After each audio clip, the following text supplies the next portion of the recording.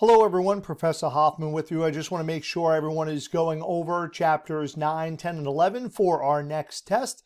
You can see we're working our way through chapter 10 and chapter 11, and our test will be on May 4th. So make sure you go over the material. If you have any questions, please send me an email. So as we look at chapter 10, we've talked about thunderstorms. Now we're going to talk more about tornadoes.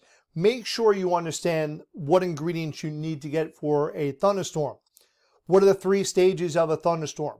Where are thunderstorms most likely to form? Rising air, along a cold front, warm, humid, maritime, tropical air mass. So if you have frontal wedging, if you have convection, okay, you're going to have the best chance of getting thunderstorm as air rises, condensation, and precipitation.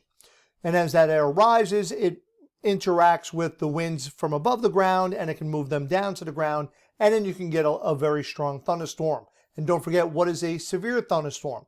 And one criteria for a severe thunderstorm is a tornado. So we're going to talk about what we know so far about how tornadoes form. Again, severe thunderstorms, winds 58 miles per hour or 50 knots or greater, hail 1 inch or larger, or a tornado. So let's talk about what are the ingredients to get a tornado to form. So a tornado is a local windstorm of short duration. It is also can be called a mesocyclone. And generally they last 10, 15, 30 minutes, sometimes longer than an hour. Some of the massive tornadoes can last an hour longer and could be several miles wide. Most tornadoes are on the weaker side. We're going to talk about how do we look at the strength of a tornado. So basically we have this little vortex, rotating column of air inside a cumulonimbus cloud. So inside a cumulonimbus cloud, inside a thunderstorm, so we need to make sure we understand where those thunderstorms form. So thunderstorms are going to be in a warm, moist, humid air mass. So you can see these diagrams here, and we'll get a little closer in just a second. Where is the most likelihood you're going to have that maritime tropical air mass, where you're going to have that cold front, where you're going to have that warm, moist, buoyant air? So let's take a look here. Going back to chapter 9, this is a great graphic to have an understanding of what's happening. Again, here's our warm sector, warm, moist, buoyant air. It is going upward. Along this cold front, cold air gets pushed downward, warm air gets pushed up very rapidly. Remember, with a cold front, air is pushed up very rapidly, as opposed to a warm front, it's very gradual. A low slope here, a very high slope. Air is forced up very rapidly. So as that air is forced up very rapidly, this cloud rises 30, 40, 50, 60, 70,000 feet into the atmosphere. The air is very unstable. So when warm air mixes with cold air, you get a lot of instability, unstable air.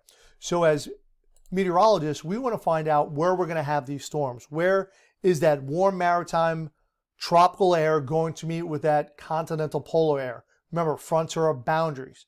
Warm air and cold air don't like to mix.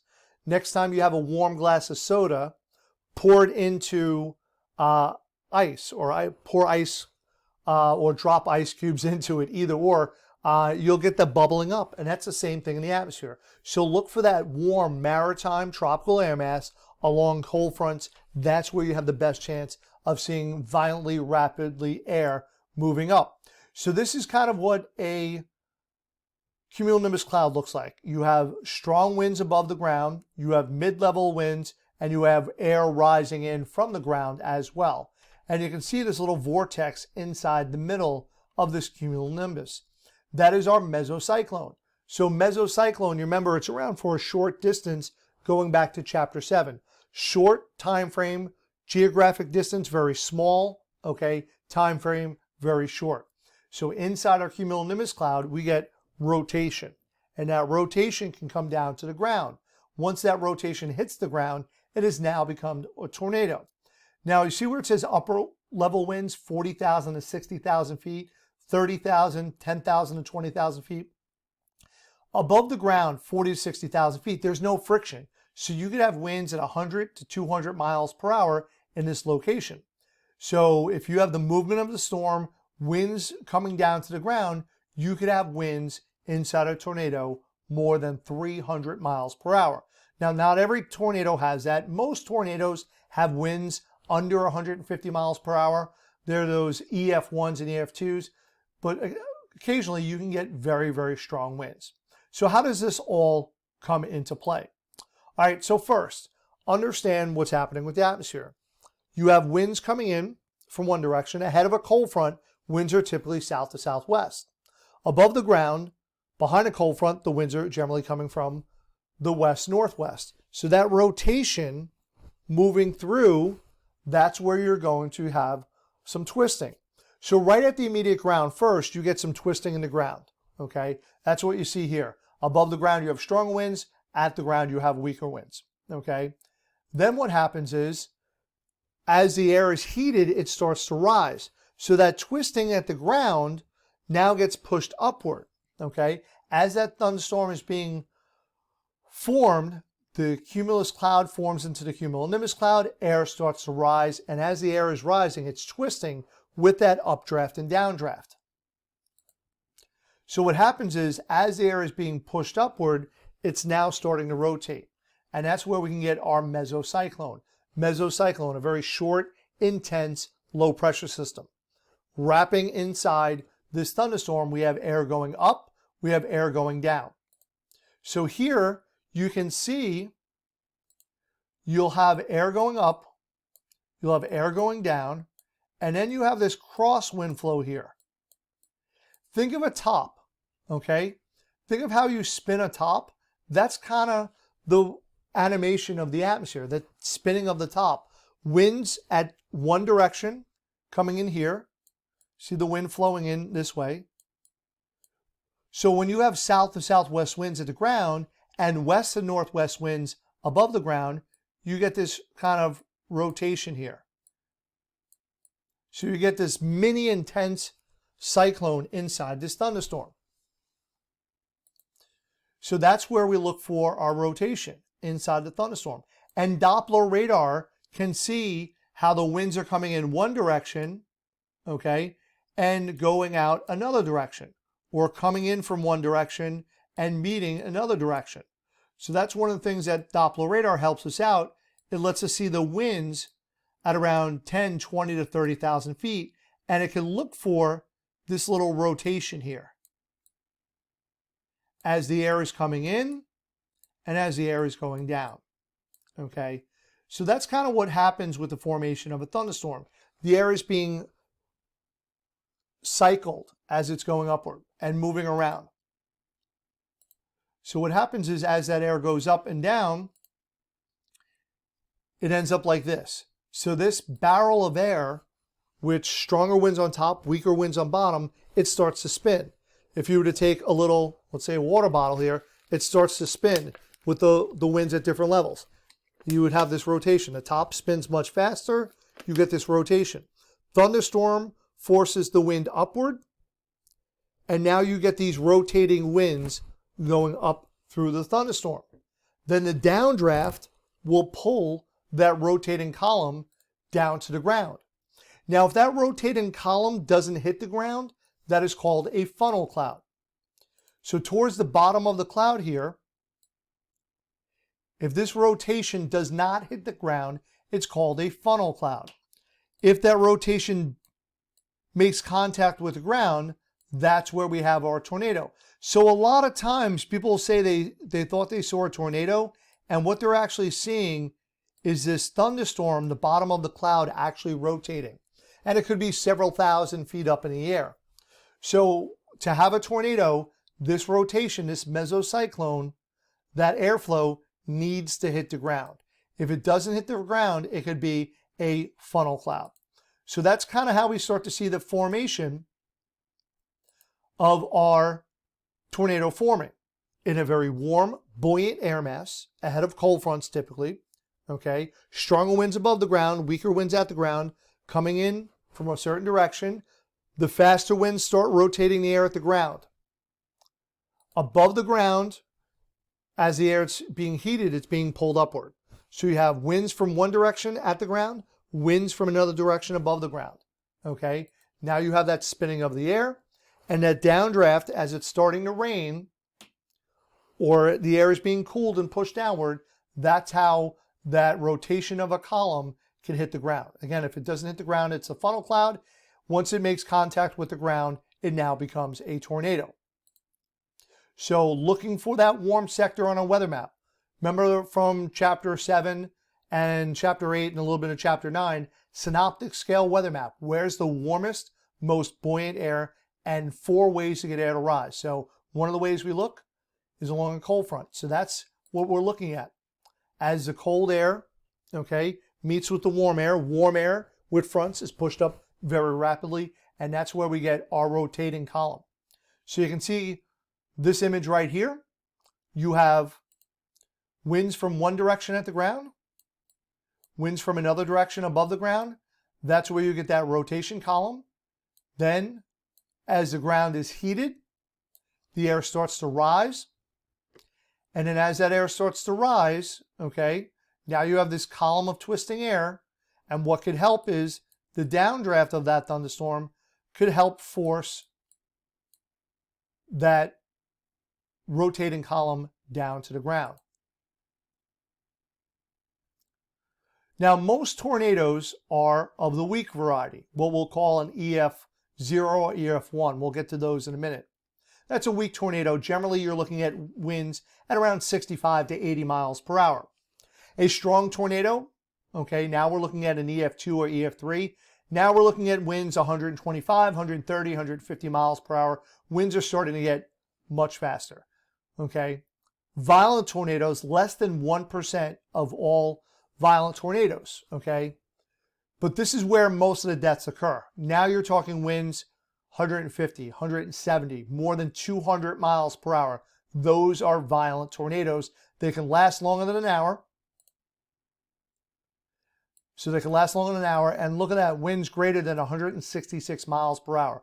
This is when we're going to talk about destruction of schools, destruction of buildings, leveling homes, okay? Those are the EF4 tornadoes. Luckily, we don't see most of these. Most of the tornadoes are the much weaker ones. For example, on Long Island, the strongest tornado on Long Island was what we called an F2, or now it's in a different grade of an EF2, but nothing higher than an EF2 on Long Island. Most of our tornadoes on Long Island are EF0s or EF1s, okay? 88% of all tornadoes are weak, but even with winds at 100 miles per hour, that can knock down tree limbs, knock down trees into house, that can cause deaths, trees on cars, lots of damage. They generally last under 10 to 20 minutes. The stronger the tornado, the longer they're going to last, and the more damage they will do. How do we measure the strength of these tornadoes? It's on the EF scale, the Enhanced Fujita scale. So we understood how tornadoes, their location, warm, moist, humid air, typically ahead of cold fronts. They could also form in hurricanes as well. Rotating column of air. Faster air above the ground, slower air at the ground, air starts to rotate. That air gets pulled upward. That rotating column goes up into the sky, and then eventually that vortex, rotating column of air, can come back down to the ground. Here are 2 more videos that you could watch on tornado formation. Please do. They'll help you on your exam. So how do we measure what a tornado is? There was a scientist who's now passed away, Theodore Fujita, and he came up with this scale to measure tornadoes. And it was measured on wind speed. And over the years, that scale has changed a little bit. That scale is now called the Enhanced Fujita scale, the EF scale, Enhanced Fujita scale. And now that scale is based on damage, and then we can get an estimated wind speed. We don't have weather gauges measuring tornadoes. No one's standing out there with an aerovane or an anemometer measuring the wind speed. So we estimate wind speed with tornadoes from damage, and that's part of the Enhanced Fujita scale. And one of the things I want you to show you is that tornadoes happen on Long Island and the tri-state region, New Jersey, Connecticut, Massachusetts, New York, Long Island. See all these little marks? These are indicative of tornadoes. And this only goes back to 2009. I've been trying to update some of these data things, but tornado fatalities around the tri-state region, number of lightning fatalities as well. So we get tornadoes here at Long Island. And believe it or not, we actually average one tornado almost every 18 to 24 months. And most of them are on the weaker side. You can see down here, it says F scale, EF scale. See how it says 0, 0, 1, 2, 0, 0, 0, 1, 1. These are all the markings of the tornadoes. Much stronger tornadoes happen away from Long Island. Why? Because the water stabilizes the atmosphere. Again, you need very unstable air. We do get a lot of water spouts, and water spouts are generally a weak tornado over the water. They're generally much weaker than most of the ones on land. So looking at these, we get tornadoes, and they average about one every 18 to 24 months. So this is from 1950 to 2015. So on Long Island, 31 tornadoes in that time frame. So in that 65-year time frame, that's 31 tornadoes. So, and from 2015 to 2019, we haven't had any this year, we've added a few more. So we average one tornado on Long Island roughly every 18 to 24 months. And tornadoes could be widespread. Look at this example back in 2011, April 25th to April 28th. Tornado tracks. This was a severe outbreak. 349 tornadoes in a 3 to 4 day period. Okay, just on April 27th, 207, 4 EF5 tornadoes. That's winds in excess of 200 miles per hour. 300 people died, almost 3,000 injured, and more than $10 billion in damage. So understanding where they're going to form, the ingredients. Again, if you're not going to have thunderstorms, you're not going to have tornadoes. So the enhanced Fujita scale. So the enhanced Fujita scale, okay, is based on damage, which gives us estimated wind speed. So there are 28 characteristics of damage. We'll go over those in just a second. But here's what we have. There are 6 categories here: EF0, EF1, EF2, EF3, EF4, and EF5. You don't have to know individual wind speeds for the EF categories, but it starts at EF0 and goes to EF5. So there's 6 levels or categories of damage on the EF scale. So it starts at 650, it starts at 65 miles per hour. You can see 0 goes 65 to 85, 1, 86 to 110. Most tornadoes that form are generally under 110 miles per hour. Rare tornadoes, 1% of all tornadoes have winds in excess of 200 miles per hour. So the higher the strength, the more damage, the more injuries, the more lightning, the more deaths will occur with the higher EF scale. So tornadoes typically last about 15 to 30 minutes, okay, on the ground. Tornado warnings. If you ever have a tornado warning, you need to seek shelter immediately. If there's a tornado watch, you need to pay attention. Tornadoes could happen very quickly.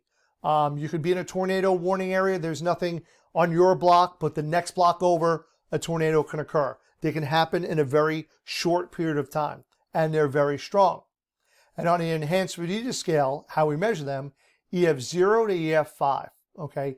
Incredible damage. Once you're at an EF4, EF5, you're starting to level buildings. So on this enhanced Fujita scale, there are 28 levels of damage.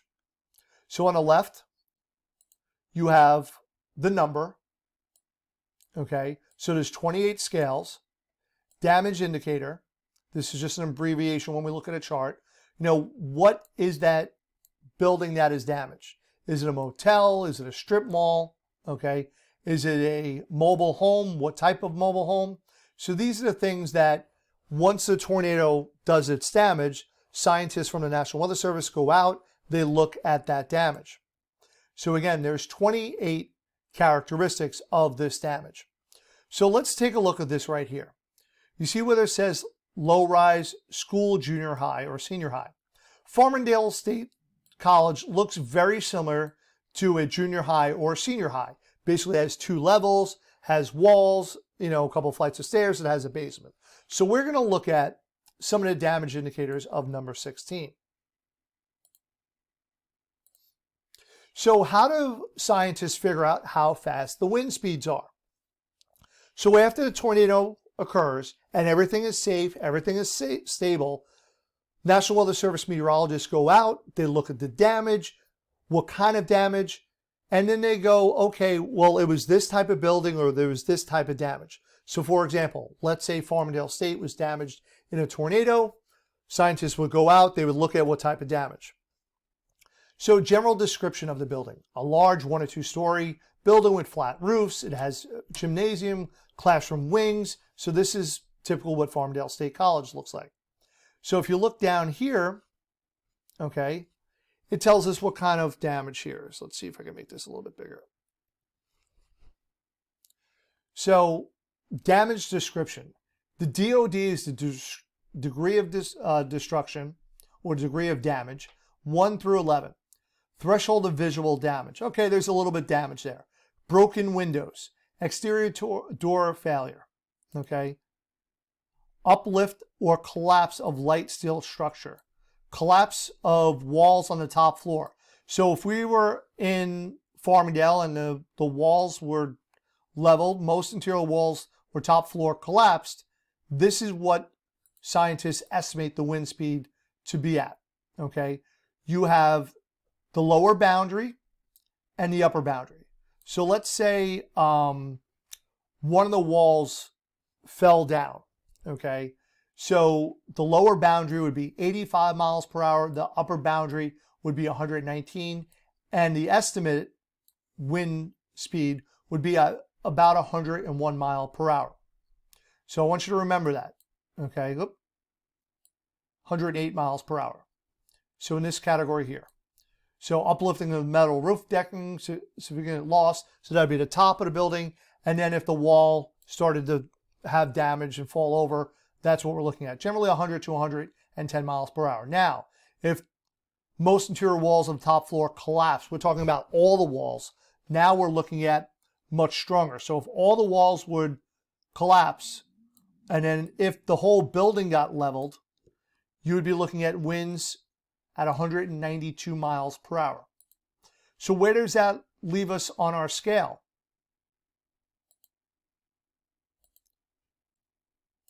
So if we look at our, where did it go? If we look at our enhanced Fujita scale, okay, if the partial wall came down or if there's some problems on the roof, that would be an EF1. If that wind knocked down all the roofs or there was complete devastation, your estimate would be close to 200 miles per hour or higher. So if the buildings on Farmingdale State Campus were leveled, we're looking at wind speeds at generally 200 miles per hour or higher, or at least 180 miles per hour or higher. As opposed to if a shed was knocked over, you're looking at more of that weak or moderate damage. If a tree was knocked over, you're most likely looking at an EF0 to an EF1. So basically what happens is meteorologists go back out into the field after a tornado has moved through. They look at the damage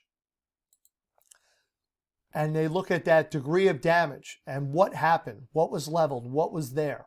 And they get an estimate of what the wind speed was. And you can see kind of an idea that degree of damage, upper boundaries and lower boundaries. So that's what meteorologists do afterwards. They'll send out a storm survey team. They'll go look to see what kind of damage there was. And then they come up with an estimate of how fast the wind speeds were of tornadoes. And again, on Long Island, we've seen a lot of tornadoes. So you can see where it says 0, 1, and 2, all the 0, 1, and 2s on Long Island, if you look at the enhanced Fujita scale, 0, 65 to 85, 1, 86 to 110, EF2, 111 to 135. There was actually an EF2 tornado in Farmingdale back in the 90s, and winds were estimated close to 115 to 120 miles per hour. So we do get tornadoes on Long Island. Understanding how they're going to form, where they're going to form. We need that warm maritime tropical air mass. Here on Long Island, most of our tornadoes typically form in July, August, and September when we have the proper ingredients. They can almost occur in any month, but typically once you're out of the warm summer months, the odds are very, very, very rare to get a tornado outside of, say, June, July, August, and September. but most likely on Long Island, our biggest time frame is July, August, and September. So make sure when you're going over chapter 10, understanding back to thunderstorms, okay, we'll scroll right back up, where they form, how do they form, their stages of a thunderstorm. Remember, you have 3 stages: cumulus, mature, dissipating. What's important about each one? Cumulus stage, air just rising. Dissipating stage, air just going down. Dissipating stage happens because the downward air movement, the downdraft cuts off the updraft, so it kills all the energy. So the storm will start to weaken. The mature stage is where all the action happens, severe action. Air rising, air sinking. Strongest winds, heaviest rains, biggest threat of thunder and lightning.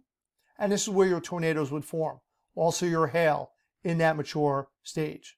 So down at this bottom in here, this is where you can get your tornado. You can get your hail in the cumulonimbus stage. And again, understand what a severe thunderstorm is. 1-inch hail of larger, 58-mile-per-hour winds or 50 knots of radar, and or tornado. So understanding what happens with that. And understanding that you're not going to get a tornado or lightning if you don't have the proper ingredients to get a thunderstorm to form. The cumulonimbus clouds to form, maritime tropical air, cold fronts, and yes, they could also form along dry lines, okay? Dry lines back through Texas and Oklahoma, where you have that continental tropical air mass meeting that maritime tropical air mass, separating of air masses. So again, you have that rotation with a thunderstorm. Please watch the videos of these, not only for the thunderstorm, how lightning forms, okay, understanding how that happens. We get them on Long Island, okay?